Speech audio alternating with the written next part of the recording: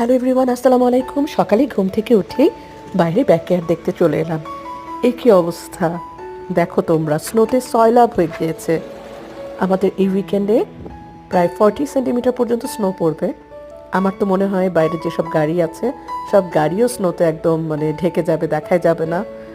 আর জানি না কিভাবে এত স্নো ক্লিন করব আমরা।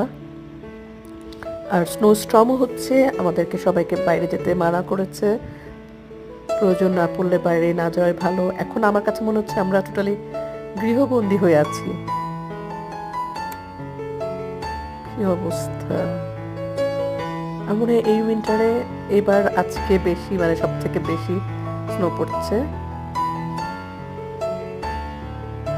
স্নোটা দেখতে খুবই ভালো লাগে এবং গাছগুলা যখন এত সুন্দর স্নোতে ঢেকে যায় আরো সুন্দর লাগে। আল্লাহ হাফেজ।